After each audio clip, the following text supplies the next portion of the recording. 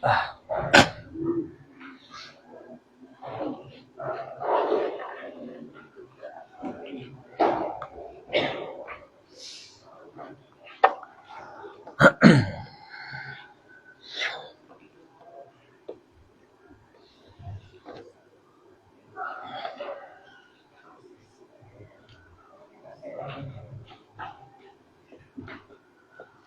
lebih cepat, kita buat atas ke buat bawah?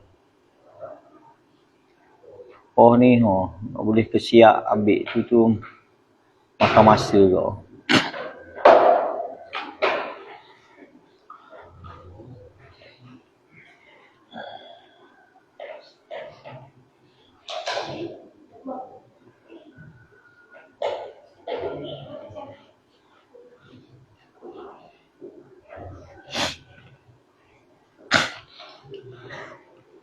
Laju sikit, laju. Bismillahirrahmanirrahim. Alhamdulillah wassalatu wassalamu ala Rasulillah wa ba'd.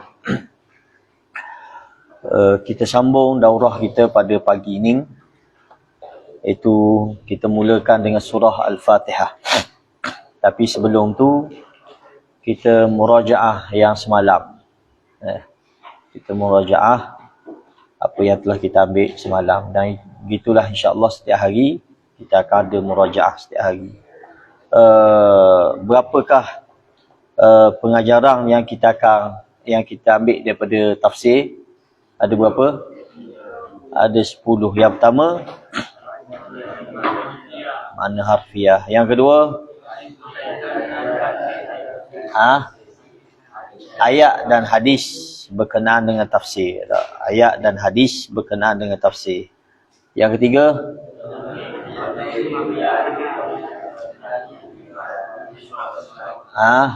tentang tauhid.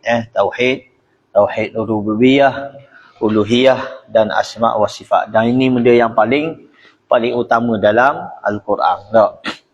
Kalau orang baca Quran tiba-tiba tak faham tentang tauhid, maka dia gagal lah tak mempelajari Al-Quran. Yang ke berapa? Yang keempat.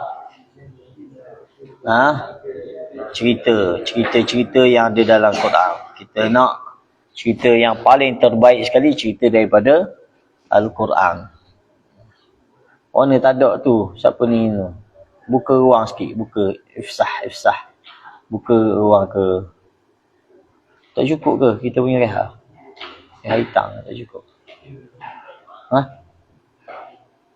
Ada dalam tu. Okey, yang seterusnya lepas cerita. Kisah ambil dah saat ni. Syurga neraka. Okey, lepas tu kisah. Okey, lepas kisah hukum hakam, ahkam. Lepas ahkam, nasihat dan pengajaran. Lepas tu asbabun nuzul. Lepas asbabun nuzul, mana suara orang lain? Mana orang lain murajaah orang lain? Banyak pun warden dia kena murajaah sikit semalam. Selepas tu istilah beberapa kalimah yang kita ambil daripada Al-Quran. Lagi last sekali kita ambil doa-doa yang warid dan kita jadikan dia sebagai amalan kita dalam berdoa. Dalam doa yang terbaik sekali, doa daripada Al-Quran ataupun doa daripada sunnah. Jadi di sepanjang pengajian daurah kita ataupun tafsir kita ni, setiap doa-doa yang warid yang ada dalam Al-Quran, seperti doa para anbiya, doa orang-orang soleh yang terdahulu, kita jadikan sebagai amalan kita. Okey. Kita masuk hari ini surah Al-Fatihah. Tapi sebelum kita masuk surah Al-Fatihah, kita nak tahu dulu. Kita nak ambil istilah dulu. 2 istilah penting sebelum kita mulakan tafsir kita. Pertama, istilah tentang Al-Quran. Apa maksud Al-Quran?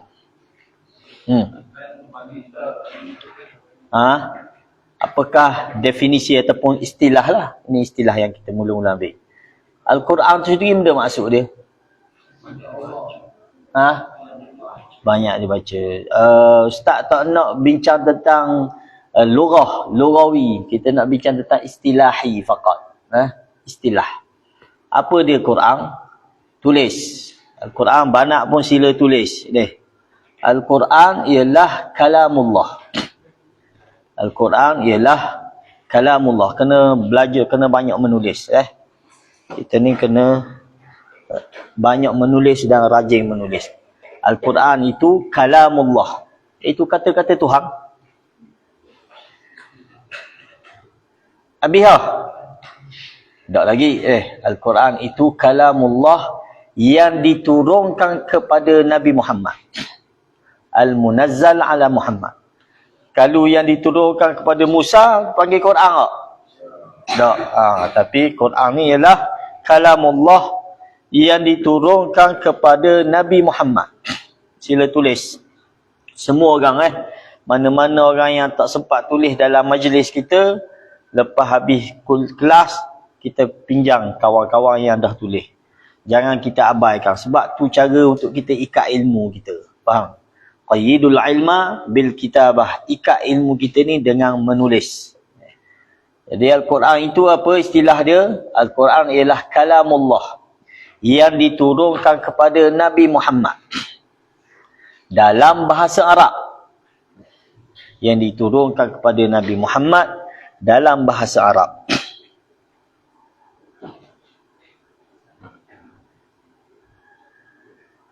Okey. Selesai. Yang membacanya adalah ibadah.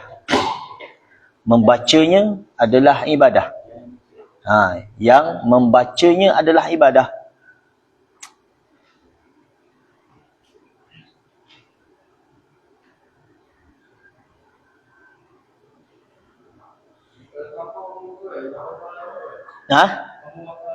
Ya, dalam bahasa Arab yang membacanya adalah ibadah.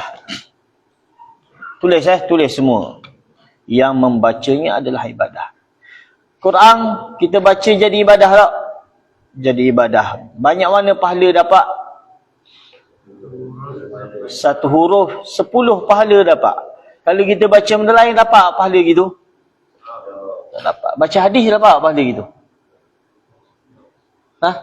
Hadis je. Takkan tak dapat pahala tak? Dapat pahala tapi tidak sebagaimana pahala baca Quran. Lepas tu baca Quran dia adalah ibadah. Adalah ibadah. Yang disampaikan secara mutawatir. Yang disampaikan secara mutawatir. Yang disampaikan secara mutawatir. Apa maksud mutawatir? Iaitu disampaikan dengan jumlah yang ramai. Tak?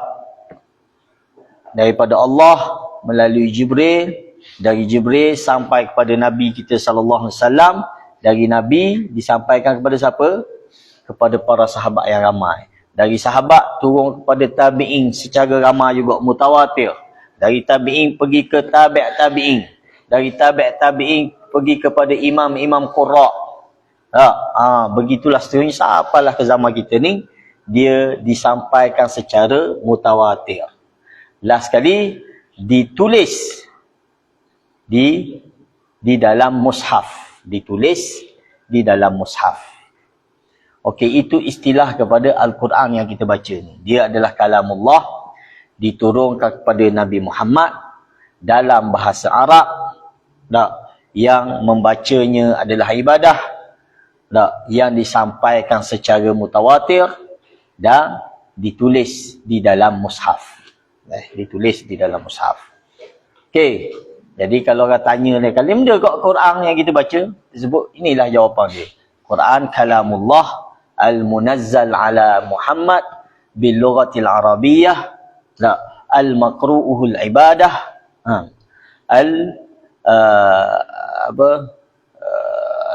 Bitawatur. Lepas tu maktub fil masahif. Itu dia punya definisi bahasa Arab lah, tapi Ustaz tak mau ikut bahasa Arab tu, ambil ikut bahasa Melayu. Okey.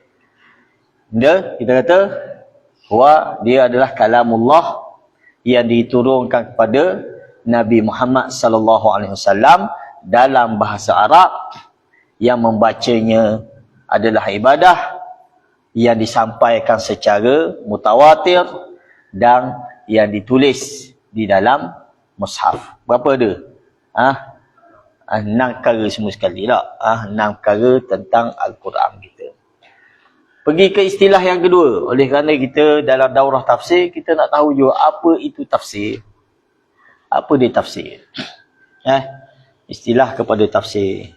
Semua tulis banyak pun sila tulis. Sila tulis. Apa dia tafsir? Tafsir ialah penjelasan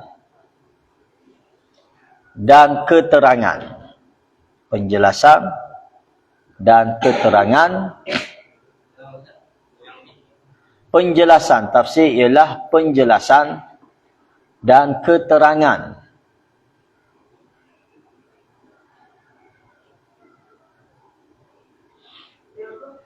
Dan keterangan tentang kalamullah. Tafsir ialah penjelasan dan keterangan tentang kalamullah. Tentang kalamullah. Penjelasan dan keterangan tentang kalamullah. Tentang kalamullah. Abduh dengan Danish, game Mekah orang pun kayak ikuti secara live tak? Siapa sesat. Sebab kita tahu nak tinggal walaupun satu huruf tak? Biarlah kita dapat ambil Quran ni sebagaimana Nabi ambil daripada Jibril lah. Tak? Mana Nabi ambil daripada Jibril? Ada tinggal seayat ke 2 ayat ke? Tak ada. Begitulah sahabat ambil daripada Nabi. Ambil secara harfiah. Huruf bi huruf. Tak? Ayat demi ayat. Faham? Jadi kita pun kena belajar begitu. Okey. Tafsir ialah penjelasan dan keterangan tentang kalamullah. Tentang kalamullah. Untuk mengetahui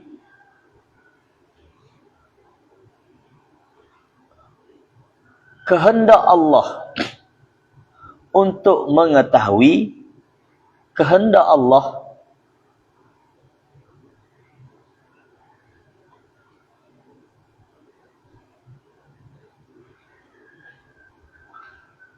Berdasarkan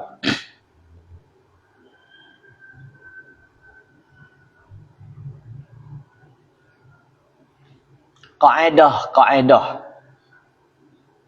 dan uslubnya. Dan uslub-uslubnya. Kaedah dan uslub-uslubnya. Okey, itu tafsir. Apa dia kaedah? Sampai situ je lah kita punya definisi kita ataupun istilah kita. Tafsir ialah penjelasan dan penerangan tentang kalamullah untuk mengetahui kehendak Allah. Berdasarkan kaedah-kaedah dan uslub-uslubnya. Maknanya benda tafsir ni boleh tak kita nak pandai-pandai sendiri. Kita baca ayat ni kita sebenarnya nak kena gini. Boleh tak? Tak boleh. Dia mesti ikut kaedah dia. Apa kaedah dia? Kaedah yang telah ditetapkan oleh para ulama. Pertama, Quran boleh ditafsirkan dengan Al-Quran sendiri. Tak? Contoh ayat ni, tafsiran dia ada dalam ayat yang lain. Tak? Perkataan ni difahami dengan ayat dalam surah yang lain. Contoh. Itu kaedah Quran. Itu kaedah pertama. Kaedah kedua, Quran boleh ditafsirkan dengan hadis Nabi SAW. Sebab apa? Sebab Nabi sendiri yang menyampaikan Quran. Bila Nabi sampaikan, lalu Nabi yang menjelaskan Quran ni begini-begini. Maksud dia begini-begini. Faham? Yang ketiga, Quran boleh difahami dengan kata-kata sahabat. Sebab apa? Sebab sahabat lah orang pertama belajar Quran tak? Selepas daripada Nabi, sahabat lah orang-orang yang pertama mempelajari Quran dan memahami Quran. Jadi untuk kita faham Quran, kita tengok benda sahabat faham ke mana. Seperti Ibn Abbas, seperti Sayyidina Ali, tak? Seperti Ibn Mas'ud, seperti Ibn Umar. Bagaimana mereka faham ayat ni? Itulah kita boleh faham. Kalau tak ada juga kata-kata sahabat, pergi rujuk kata-kata tabi'in. Anak-anak murid, para sahabat. Tak? Dan qaulus salaf. Terutama yang ulama-ulama tafsir. Seperti Imam Mujahid, Imam Qatadah dan lain-lain. Itu kaedah kita.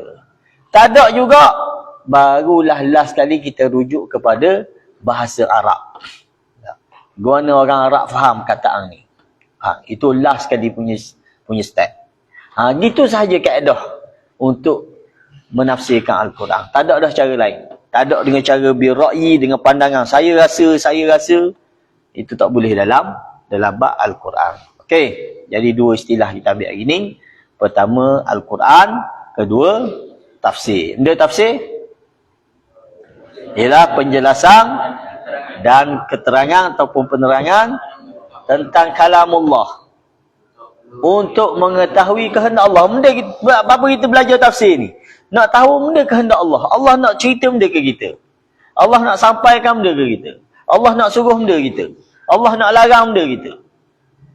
Tak? Itu tujuan kita belajar tafsir. Gua ni kaedah nak tafsir ni berdasarkan kaedah-kaedah dan uslub-uslubnya. Tak? Berdasarkan kaedah-kaedah dan uslub-uslubnya. Okey. Kita masuk kepada surah Al-Fatihah. Masuk pada surah Al-Fatihah. A'udzu billahi minasyaitonir rajim. Bismillahirrahmanirrahim. Alhamdulillahi rabbil alamin. Ar-Rahmanir Rahim. Maliki yaumiddin. Iyyaka na'budu wa iyyaka nasta'in. Ihdinas siratal mustaqim. Siratal ladzina an'amta 'alaihim ghairil maghdubi 'alaihim waladdallin.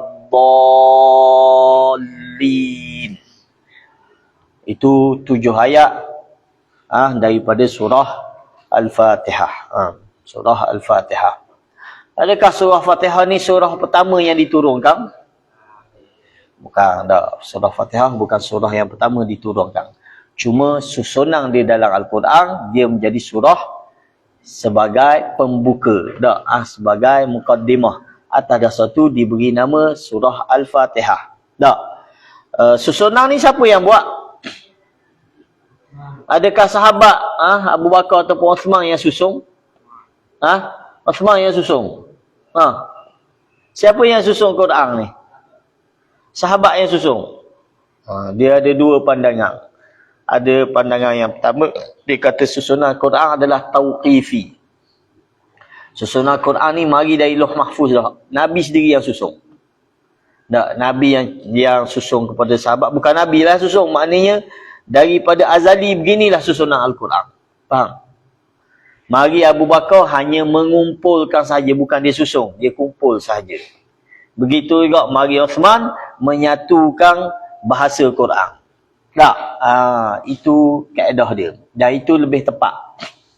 Dan pandangan kedua kata sahabatlah yang susung. Tak, dia susung begini. Siapa-siapa yang berpegang dengan pandangan pertama, maka dia tak boleh baca terabur dalam susunan Quran. Faham? Dia mesti baca dengan ikut susunan dia. Contoh kita nak baca dalam solat. Kita tak boleh nak baca surah ni dulu, lepas tu surah ni kediang. Tak boleh. Sebab dia adalah tauqifi. Itu pandangan pertama. Pandangan kedua, kata tak apa. Sebab dia susunan sahabat, maka boleh kita nak baca depan ke belakang, belakang ke depan. Surah-surah. Ada pun ayat kita tak boleh baca. Boleh kita nak baca ayat rakaat pertama kita nak baca ayat nombor 7. Faham? Lepas tu rakaat kedua nak baca ayat nombor 4. Boleh tak gitu? Tak boleh. Sebab ayat dia memang susunan waktu ijma' para ulama dia tauqifi, dia datang daripada Allah gitu susunan dia. Faham? Jadi itu tentang Al-Quran. Okey. Kita ambil surah Fatihah. Min maqasidis surah. Apa kehendak ataupun maksud utama surah Fatihah ni? Dalam tafsir Al-Mukhtasar fi Tafsir ni, sebelum dia start dengan tafsir, dia wari lu maqasid, dia panggil maqasidus surah, dia panggil tak. Tujuan utama surah ni dia kata tahqiqut tawajjuh lillah, membenarkan ataupun mengiyakan tujuan kepada Allah. Bikamal secara sempurna ubudiyah dalam bab beribadah hanya semata-mata kerana Allah. Itu maksud dia. Fatihah ni mari kepada kita tujuan untuk kita membenarkan bagaimana kita nak beribadah semata-mata hanya kerana Allah Subhanahu wa taala. Faham? Okey. Tafsirnya pula dinamakan surah Fatihah ni sebab apa? Sebab dia liftitahi kitabillah. Dia pembuka kepada kitab Allah. Dia sebagai pembuka kepada kitab Allah. Sebab tu diberi nama Al-Fatihah. Selain pada Fatihah, dia bagi nama Fatihah. Pembukaan saat ni dah Fatihah. Saat ni lah pembukaan. Selain pada Fatihah, apa bagi nama surah Fatihah? Banyak nama dia kan. Tak tahu. Tak seorang tahu. Apakah nama surah Al-Fatihah selain pada Al-Fatihah? Nama Ummul Quran, nama dia. Itu juga salah satu nama surah Al-Fatihah, Ummul Quran. Sebab apa pula diberi nama Ummul Quran? Sebab dia adalah kita panggil kesimpulan ataupun kesimpulan makna keseluruhan Al-Quran terkandung dalam surah Al-Fatihah. Mana surah Fatihah ni sebagai mukaddimah kepada Al-Quran. Kan bila kita kita belajar, kita buka kitab, buka buku apa kan, dia mesti ada mukaddimah depan, betul tak? Okey, benda dalam mukaddimah ni, biasa dalam mukaddimah ni nak menceritakan keseluruhan benda yang ada dalam kitab. Faham? Sebab tu kaedah kita baca apa-apa kitab pun, apa-apa buku, mesti kita baca dulu mukaddimah, jangan skip mukaddimah tu. Faham? Terutama mukaddimah daripada penulis. Sebab penulis akan sebut dalam mukaddimah ni benda dia nak cerita dalam buku ni. Jadi bila kita baca habis mukadimah, kita dah dapat gambaran awal tentang apa yang terkandung dalam buku tu, dalam kitab tu. Faham? Itu teknik untuk kita membaca. Kedua, lepas kita baca mukadimah, kena baca benda. Sebab nak baca buku, mungkin buku tu tebal lagi tak? Nak baca sekaligus, mungkin kita tak sempat lagi. Maka kaedah dia, kita baca mukadimah, kemudian kita baca benda, isi kandungan dia. Kan belakang ada isi kandungan tak? Muka surat 1 ni, muka surat 2 ni. Baca semua, habis baca. Baru kita dapat gambar. Oh, dalam buku ni, ada bab ni, ada bab ni, ada bab ni, ada bab ni. Dia cerita tentang benda ni, cerita tentang benda ni. Faham? Itu teknik. Kalau kita baca mana-mana buku, kita jumpa mana pun, pergi maktabah ke, pergi ke pustakaan ke, pergi kedai buku ke, pergi pesta buku ke, kita belek buku, jangan tinggal dua perkara tu. Baca mukadimah, baca isi kandungan. Tak? Oh, kita tengok mukadimah, Masya Allah, menarik ni. Ya. Baca isi kandungan, menarik ni. Okey. Baru kita mula baca dia punya isi kandungan keseluruhannya. Itu teknik. Dan inilah Fatihah. Fatihah ni sebagai kesimpulan yang Allah buat dalam sebutir Quran 30 juzuk ni. Semua benda yang cerita dalam Quran 30 juzuk terkandung dalam surah Al-Fatihah. Katanya Ibn Qayyim rahimahullah ta'ala, Al-Fatihah lubbul Quran, dia kata. Al-Fatihah ni lubbul Quran. Intipati Quran ada pada surah Fatihah. Wa lubbul Fatihah fi ayah faqat. Benda iyyaka na'bud wa iyyaka nasta'in. Dia kata Fatihah ni intipati kepada Al-Quran. Dan intipati kepada Fatihah duduk pada ayat iyyaka na'bud wa iyyaka nasta'in. Maka maknanya sebutir Quran tu duduk dalam seayat ni sahaja sebenarnya. Dalam iyyaka na'bud wa iyyaka nasta'in. Tu benda yang besar. Dah. Okay.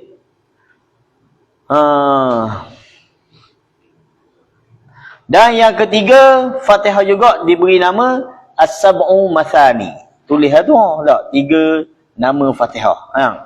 Pertama Al-Fatihah, kedua Ummul Quran ataupun Ummul Kitab, dan ketiga kita ambil 3. Dia banyak lagi nama lain. Saya tak nak awak pegang 3 nama ni sahaja.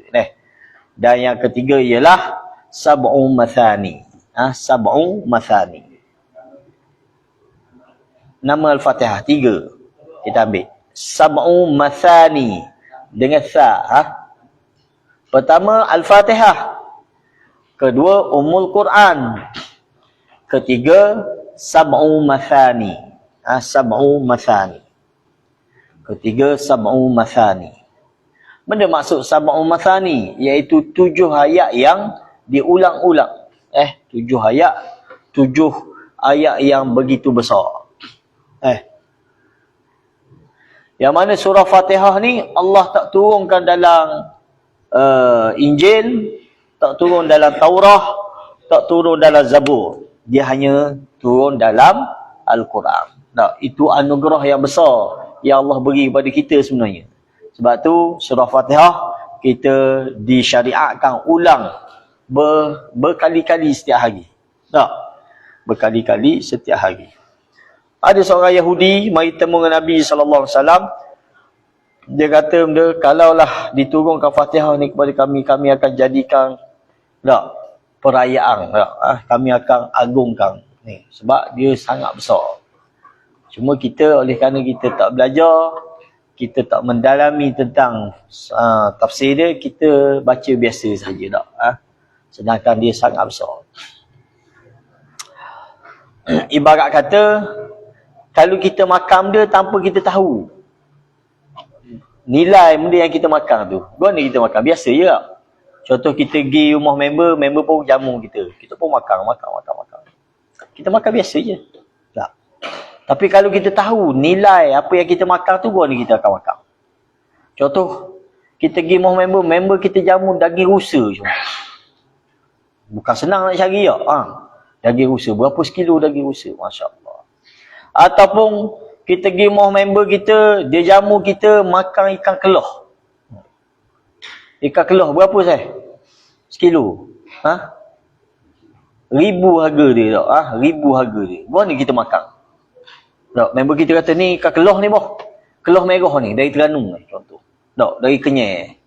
Mana kita akan makan? Kita akan berasa Allah. Kita pun cerita korang, Masya Allah, aku pernah makan ikan, harga dia semakuk RM300 contoh. Faham? Maknanya tu satu benda. Begitulah Al-Quran ni. Faham? Kalau kita faham, kita tahu apa yang kita dihidangkan kepada kita ni, Masya Allah, kita tak akan sia-siakan dia. Okay? Jadi tu 3 nama Al-Quran Al-Fatihah. Pertama, Al-Fatihah sebab dia sebagai pembuka. Kedua, Ummul Quran sebab dia intipati kepada Al-Quran. Terkandung dalam dia maksud utama kepada Al-Quran. Dan yang ketiga, Sab'u Mathani. Sab'u Mathani sebab apa? Sebab dia adalah 7 ayat yang diulang-ulang. 7 ayat yang diulang-ulang. Okay. Dah masuk di tafsir kita. Kita ambil ayat yang pertama. Bismillahirrahmanirrahim. Bismillahirrahmanirrahim. Apa maksud Bismillahirrahmanirrahim? Dengan nama Allah yang Maha Pemurah lagi Maha Mengasihani. Dalam tafsir dia kata benda maksud Bismillah, bila kita baca Bismillah, ai Bismillahi abda'u qira'atal Quran. Bila kita baca Bismillah, maksud dia benda, dengan nama Allah, aku mulakan baca Al-Quran ini. Sebab tu kita disyariatkan apa sahaja kita nak buat, kita disunatkan, mulakan dengan Bismillah. Apa? Maksudnya benda, bila contoh kita nak makan, kita kata Bismillah, benda maksud dia? Mana dengan nama Allah, aku mulakan makan ini. Tak? Kita nak baca Bismillah, kita kata. Maknanya dengan nama Allah aku mulakan membaca. Kita nak nulis pun sama juga. Kita baca bismillah. Maknanya dengan nama Allah aku mulakan penulisan aku. Sebab dia disyariatkan gitu supaya dengan kita sebut nama Allah ni kita akan diberkati. Faham? Diberkati. Tapi buat benda baiklah. Buat benda jahat boleh bismillah kata. Nak curi je tu bismillah lah. Tak selayaknya. Bang. Isyarat rokok boleh bismillah. Boleh. Tak payahlah tak. Buat benda yang baik. Memulakan sesuatu benda yang baik dalam kehidupan ni, sama ada benda wajib ataupun benda sunat ataupun benda yang harus, maka disunatkan kita mulakan dengan bismillah. Faham? Maksudnya benda dengan namamu. Maknanya kita mengambil berkat nama Allah, kita mulakan sesuatu perkara. Faham? Termasuk kita nak sembelih binatang. Tak? Kita nak sembelih binatang kena sebut nama siapa? Nama Allah. Tak? Disyariatkan, malah diwajibkan kita sebut nama Allah. Faham tak? Bismillah. Dengan nama Allah, aku sembelih binatang ini. Itu maksud dia. Faham? Okey? Musta'inan bihi. Minta tolong dengannya. Bila kita kata bismillah ni, maknanya kita dengan nama Allah kita nak mula baca Quran ni. Dan dengan nama Allah ni kita minta tolong dengan dia. Faham? Yang cukup sebenarnya. Bila kita baca bismillah ni merangkumi semua benda kepermohonan kita. Musta'inan bihi. Mutabarrikan bidzikrismihi. Minta tolong dengan nama Allah saat ni. Dan juga mengambil berkat dengan sebut nama Allah. Ini 3 perkara lah. Kita sebut bismillah ni maksudnya kita nak mulakan sesuatu dengan nama Allah. Dan kita mulakan sesuatu dengan minta tolong kepada Allah. Dan kita mulakan sesuatu dengan mengambil berkat dengan nama Allah. Faham?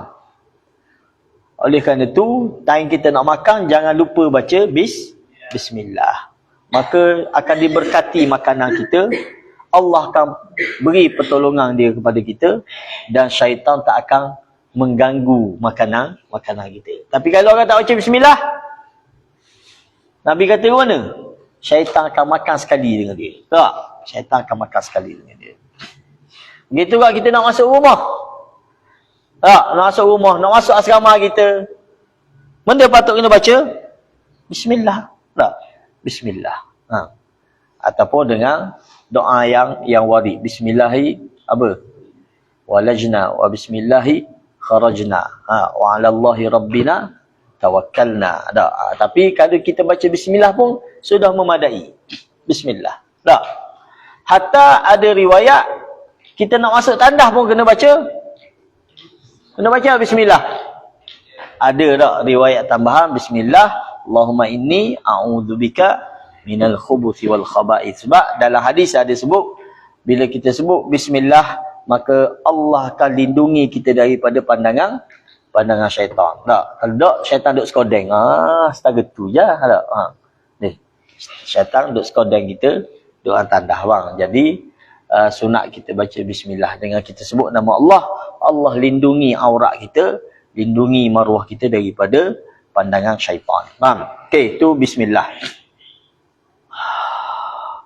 Waqad tadammanat basmalah thalathatan min asma'illah. Dalam bismillah ada 3 nama utama Allah Subhanahu Wa Taala. Tak? Ada nama Allah yang ada dalam bismillah. Pertama Allah, lafzul jalalah. Tak? Yang kedua Ar-Rahman. Yang ketiga Ar-Rahim. Ni dalam bab benda tauhid yang kita ambil, yang kita bincang. Tauhid asma' wa sifat. Kita mulakan sebut bismillahirrahmanirrahim ni biar dia dalam kepala kita ini tauhid asma' wa sifat. Kita mengesakan Allah pada nama-nama dia. Tak? Nah, itu nama Allah tu. Allah lafzul jalalah. Ar-Rahman nama dan juga sifat Allah. Tak? Nama dan juga sifat Allah Subhanahu Wa Taala. Ar-Rahim pun sama. Dia adalah nama Allah dan juga dia adalah sifat Allah. Dan dalam Quran yang kita akan baca ni, terlalu banyak kita akan temui nama-nama serta sifat-sifat Allah. Boleh dikatakan setiap ayat mesti Allah sebut nama dia. Ataupun sebut sifat dia. ataupun sebut tentang af'al dia, perbuatan dia. Faham? Dengan cara tu kita kenal Allah. Tak ada cara lain kita boleh kenal Allah melainkan dengan cara kita kenal nama-nama serta sifat-sifat dia. Jadi start je kita baca Bismillahirrahmanirrahim. Dalam tu dah disebut nama-nama Allah yang agung. Faham? Allah Ar-Rahman dan juga Ar-Rahim. Allah dia adalah lafzul jalalah kita panggil. Nama yang agung, tak boleh nama orang lain ni nama. Itu nama khas milik Allah Subhanahu Taala. Boleh nak nama anak Allah esok-esok? Boleh, kena tambah Abdul depan. Boleh, Abdullah tak apa lah. Nama Allah tak boleh lah. Zaman Ustaz belajar dulu ada kawan nama dia, pelik sikit nama dia. Nusanta Ilahi nama dia. Kalau dia dengar dah tahu lah. Nusanta Ilahi. Orang Kelantan. Orang Kelantan. Oh, bisa nama dia kata. Nusanta Ilahi. Tak tahu dia maksud Nusanta tu. Nusanta Ilahi. Itu nama Allah. Yang kedua, Ar-Rahman. Mana maksud Ar-Rahman? Dhu rahmah al-wasi'ah. Ar-Rahman maksud dia yang memiliki rahmat yang luas. Itu Rahman. Fahuwa Rahman bidhatihi. Dan dia Rahman dengan zatnya. Allah sendiri, dia bersifat dengan sifat Rahman. Ar-Rahim pula, benda maksud? Ar-Rahim, dhu rahmah wasilah. Tadi, dhu rahmah wasi'ah. Allah yang memiliki rahmat yang luas. Adapun Rahim, dhu rahmatil wasilah. Rahmat yang menyambungkan, yang disampaikan, yang diberi kepada makhluknya. Tak? Itu Rahim. Rahim dhu rahmah wasilah. Yang memiliki rahmat yang menyampaikan, yang diberi kepada makhluk. Itu Rahim. Rahman yang memiliki rahmat yang luas. Yang memiliki rahmat yang luas. Itu sebahagian tafsiran dia lah. Ada tafsiran kata Rahman itu untuk keseluruhan makhluk. Rahman untuk seluruh makhluk. Islam ke, kafir ke, dia semayang ke, tak semayang ke, musyrik ke, tak, mukmin ke, ahli tauhid ke, ahli syirik ke, semua dapat rahmat kasih sayang Allah. Adapun Rahim, Rahim khusus kepada orang beriman di akhirat besok. Itu sebahagian tafsiran lagu tu. Sebab Nabi sebut Allah memiliki 100 rahmat. Allah memiliki berapa? 100 rahmat. Allah memiliki 100 rahmat. 100 rahmat ni satu je Allah turunkan ke dunia ni. Satu sahaja. Dengan satu rahmat inilah dikongsikan seluruh makhluk yang ada di bumi. Kita boleh tengok binatang pun kasih kanak dia. Tak? Bang, tengok kambing. Biasa tengok kambing tak? Tak je tengok, pergi tengok petang ni kambing tak? Cuma dia tak ada baby lagi. Kambing, tahi anak dia nak isap susu dia. Gua ni, dia buat denjar ke anak dia. Anak dia buat gaum denjar tak apa dia. Tak. Dia kekeng kaki dia sehingga anak dia boleh isap susu. Itu antara kesan rahmat yang satu tadi. Faham? Rahmat kasih sayang Allah yang Allah anugerahkan kepada dunia ni. Yang menyebabkan kita boleh tengok mak ayah kasih ke anak, anak kasih ke mak ayah, suami kasih kepada isteri, isteri kasih kepada suami. Tak? Begitulah hidup manusia ni dengan penuh kasih sayang dengan satu rahmat tu saja. Dah 99 lagi ada mana? 99 lagi Allah simpan di akhirat besok. Untuk siapa? Hanya untuk orang beriman ahli syurga sahaja. Bang, bayang banyak mana? 99 Allah simpan untuk kasih sayang di akhirat besok. Ni pun saya kat nak dah kita tengok tak kasih sayang. Tak, satu yang Allah turun ke dunia ni. Itu dari perkataan basmalah yang kita ambil. Jadi janganlah kita lupa untuk membaca basmalah. Tak? Basmalah ni satu benda yang sangat besar. Mulakan apa sahaja kehidupan kita dengan bismillah. Dia tak lepas mulut kita ni bismillah. Kita nak ambil sembahyang, bismillah. Kita nak buat sesuatu, bismillah. Tak. Faham? Itu syariat yang patut kita tak tinggal dalam hidup kita. Dah. Kita nak makan, kita nak minum. Dah. Apa sahaja kita nak buat, bismillah. Tak. Ha. Itu sunnahnya. Okey.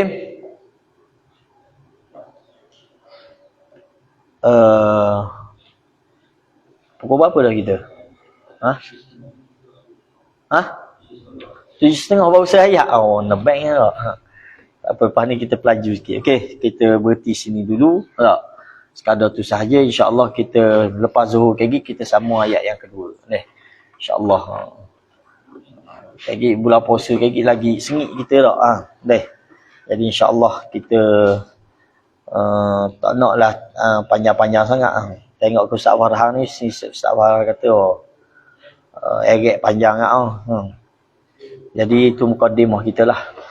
Wallahu alam. Jadi kena ingat masing-masing sila tulis, dan kita nak start malam ni kita dah mula membaca dah. Mula sepatut semalam dah Semalam start kita study balik. Ingat dari awal tahun ni kita kena mulakan study. Dah. Jangan kita miss. Setiap hari mesti study, baca balik. Baru kita boleh ingat ilmu yang kita belajar ni. Ini benda yang sangat berharga dalam hidup kita. Faham? Kalau kita tak baca, kita tak study, akan lupa, akan hilang lah benda yang kita belajar ni. Wajib ni. Ini kewajipan harian kita. Untuk kita dapat ilmu yang kita belajar ni. Bukan sekadar dengar ustaz ceramah, ustaz kuliah. Tetapi kita sendiri kena study, kena baca. Malam ni baca. Mana-mana orang yang tak dah tulis. Malam ni dia start tulis. Dia ambil dari sahabat mana ya. Benda masuk Fatihah. Apa nama Fatihah. Tak? Apa ni nama-nama Allah. Benda istilah kepada tafsir, istilah pada Quran, tulis balik. Supaya benda tu lekat dalam diri kita. Wallahu a'lam. Subhanakallahumma wa bihamdika asyhadu an la ilaha illa anta astaghfiruka wa atubu ilaik. Wassalamualaikum warahmatullahi wabarakatuh.